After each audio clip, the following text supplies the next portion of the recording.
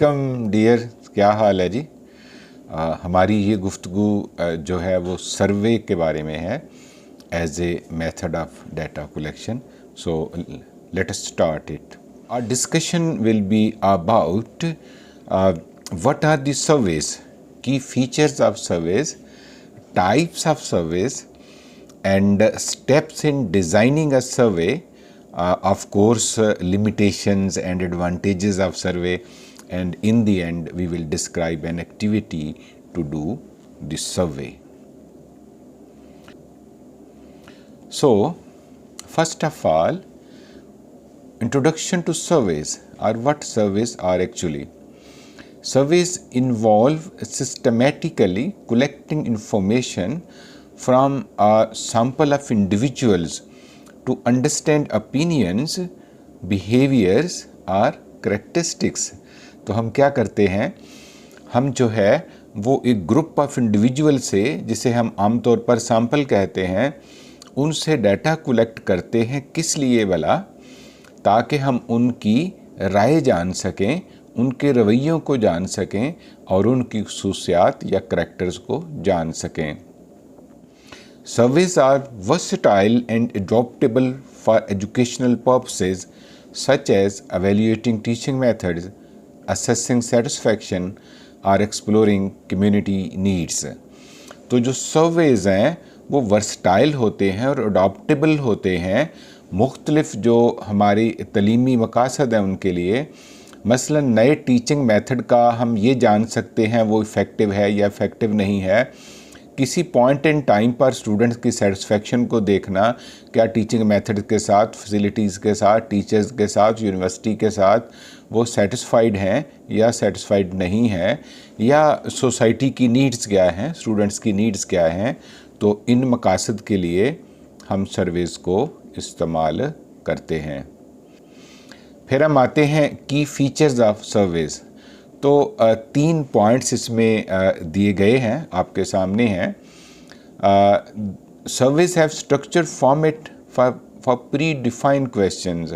सर्वे में क्वेश्चन पहले से डिफाइंड होते हैं और ये वाइड रेंज ऑफ पॉपुलेशन के साथ यूज़ हो सकते हैं और इनसे क्वालिटेटिव और क्वांटिटेटिव दोनों तरह का डाटा जो है वो कलेक्ट किया जा सकता है। Dears, now we talk about types of surveys. So by mode of administration हम पहले बात करेंगे सर्वेज पर और उसके बाद बाय टाइम करेंगे। बाय मोड ऑफ एडमिनिस्ट्रेशन में 4 मोड्स आप देख रहे हैं। पहला है पेपर बेस्ड। पेपर बेस्ड में हम प्रिंट लेते हैं अपने जो क्वेश्चनेयर है या सर्वे फॉर्म है उसको फिर पार्टिसिपेंट के पास जाते हैं, उनसे परमिशन लेते हैं। परमिशन लेने के बाद उन्हें ब्रीफ़ करते हैं। ब्रीफ़ करने के बाद हम सर्वे फॉर्म उनको हैंड ओवर करते हैं। हैंड ओवर करने के बाद वो फिल करते हैं, फिर हम कलेक्ट करते हैं। तो ये पेपर बेस्ड सर्वे है।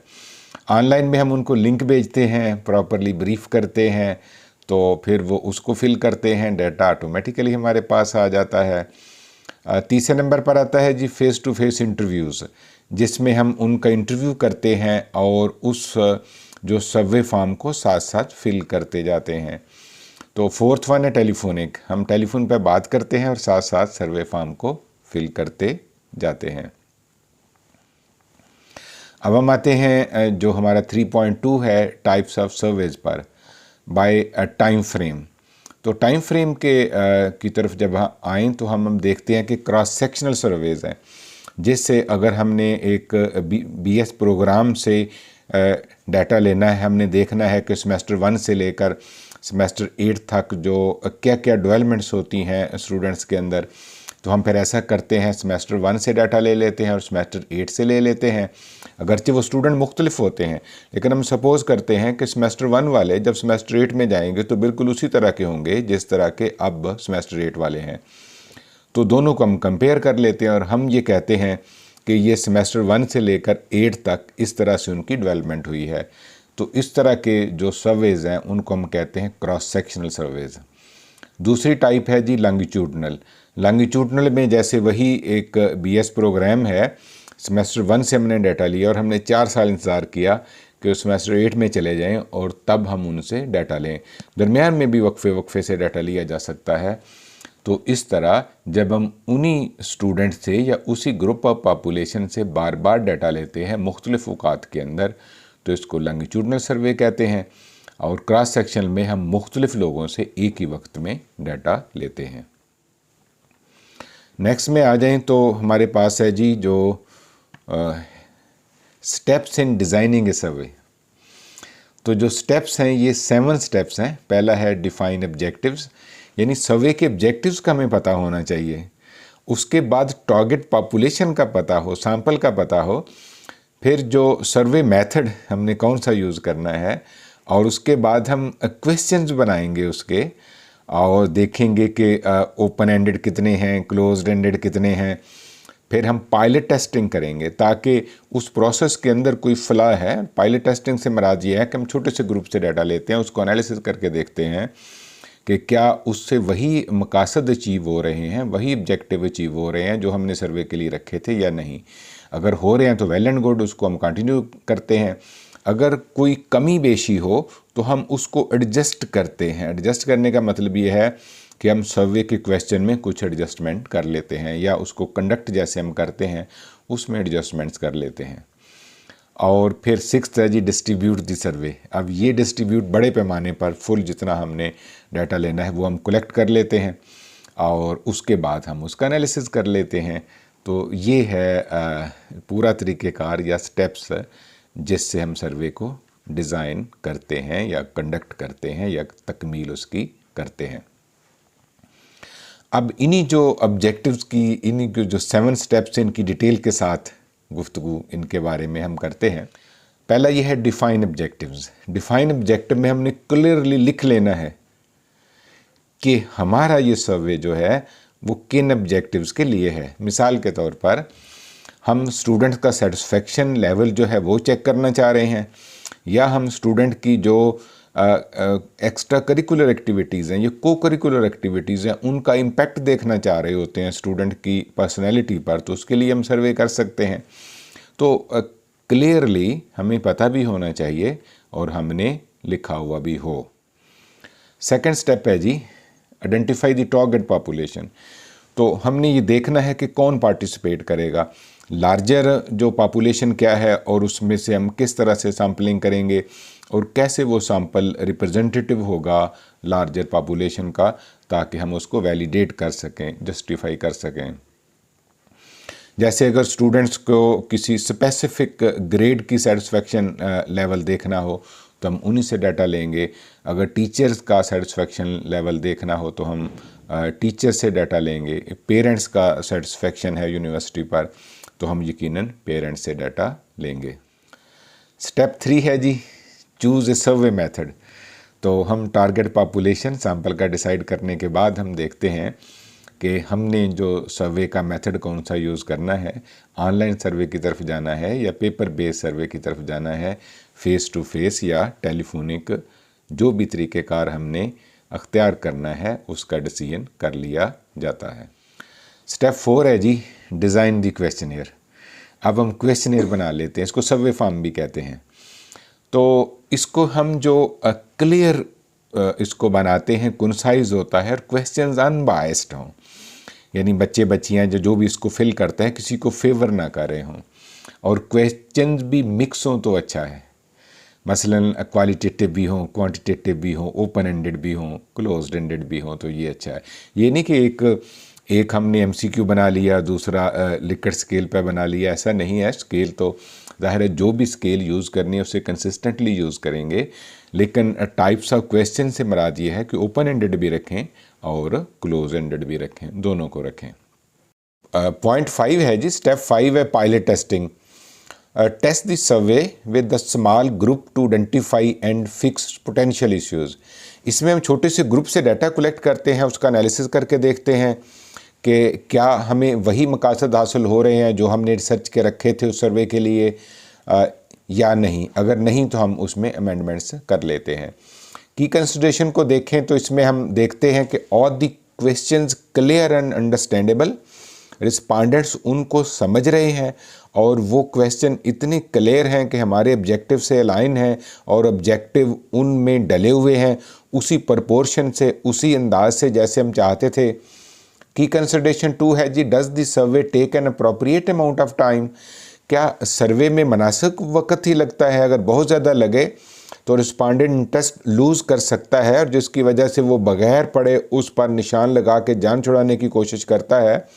तो इससे बचने के लिए ज़रूरी है कि हमारा सर्वे जो है आधे घंटे से 15-20 मिनट से ज़्यादा टाइम जो है वो ना ले। थर्ड है जी, और ऑल इम्पॉर्टेंट एरियाज़ कवर्ड, क्या जितने जो ऑब्जेक्टिव्स थे हमने रखे हुए थे सर्वे के लिए, जो हमने अचीव करने थे उसके ज़रिए, क्या वो सारे कवर हो रहे हैं या नहीं हो रहे, उनका प्रपोर्शन ठीक है, क्या कोई ऐसी चीज़ें तो नहीं आ रही जो हमें चाहिए नहीं। तो उस तरह के क्वेश्चन हम निकाल लेते हैं और जो इम्पोर्टेंट क्वेश्चन हैं उनको हम ऐड कर लेते हैं। पॉइंट 6 है जी, डिस्ट्रीब्यूट दी सर्वे। तो अब सर्वे जो है वो पार्टिसिपेंट्स को डिस्ट्रीब्यूट करना है। अगर हार्ड कापी में है तो हम अदारे में जाएंगे, अदारे के हेड से इजाज़त लेंगे, फिर जो कंसर्न टीचर है या रिस्पांडेंट्स हैं उनसे इजाज़त लेंगे, फिर हम उनको प्रॉपरली ब्रीफ करेंगे, तब वो सर्वे फॉर्म फिल करेंगे और हम उसको देख भी लेंगे क्या कोई हाफ फिल्ड तो नहीं है और उसे हम दोबारा से कलेक्ट कर लेंगे। लेकिन अगर वो ऑनलाइन है तो फिर भी हमें पर्सनल कॉन्टेक्ट्स के उनको फॉलोअप देना पड़ता है, तो तभी वो हम गेन कर सकते हैं जो फील्ड जो सर्वे फॉर्म्स हैं। 7 है जी, कलेक्ट एंड एनालाइज डेटा।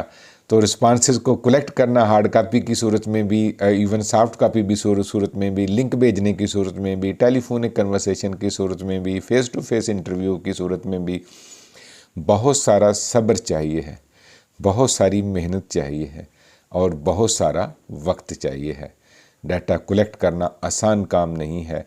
अगर हम आसान समझेंगे तो हम परेशान होंगे। तो बहुत सारा वक्त, बहुत सारी मेहनत, बहुत सारा सब्र, बहुत सारी स्किल, और पाकिस्तान में तो कनेक्शन का होना भी ज़रूरी है इसके लिए। अब हम आते हैं एडवांटेजेस एंड लिमिटेशंस की तरफ। तो जो सर्वे है वो कास्ट इफ़ेक्टिव और एफिशिएंट है। एफिशिएंट का मतलब है कि थोड़ी एफर्ट से हमें ज़्यादा नताइज मिल जाते हैं और इससे डाइवर्स टाइप का डाटा भी हमें मिल जाता है मुख्तलिफ लोगों से बड़ी आसानी के साथ, और इसमें अनोनिमिटी भी जो है वो भी इंश्योर हो जाती है, क्योंकि जब हम डाटा का एनालिसिस करते हैं तो कोई पता नहीं चलता कौन सी बात किसने कही थी। अब लिमिटेशंस की तरफ आते हैं तो इसमें रिस्पांस बायस हो सकता है। मसलन बहुत सारे लोग नहीं भी रिस्पांड करते, हमें ये नहीं पता चलता कि जिन्होंने रिस्पांड नहीं किया क्या उनकी राय भी उनसे मिलती जुलती थी जिन्होंने रिस्पांड किया या उनसे मुख्तलिफ थी। और लिमिटेशन में एक ये भी है कि कम्प्लेक्स इशू पर हमें सिर्फ येस नो या अग्री डिसएग्री मिलता है, हमें इन डेप्थ उनकी अंडरस्टैंडिंग इससे हासिल नहीं होती है। और आखिर में हमने एक एक्टिविटी रखी हुई है जो इन पर्सन जो हमारी क्लास है उसमें होगी, आप इसे घर पर भी कर सकते हैं।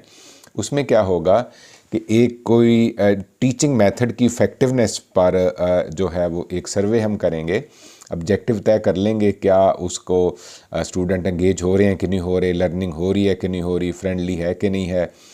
तो इसमें हम जो टारगेट पॉपुलेशन को आइडेंटिफाई कर लेंगे, मसलन किसी क्लास के स्टूडेंट्स हैं और 5 से 7 क्वेश्चंस बना लेंगे ताकि आसानी से हम क्लासरूम के अंदर ही डाटा कलेक्ट भी कर सकें, एनालाइज भी कर सकें, और एक आध ओपन एंडेड क्वेश्चन भी रख लेंगे ताकि स्टूडेंट्स के आरा भी आ सकें। तो इस तरीके से ये एक एक्टिविटी है जो हम मुकम्मल तौर पर फिज़िकल क्लास में करेंगे। Thank you very much for being with me. See you in the next talk.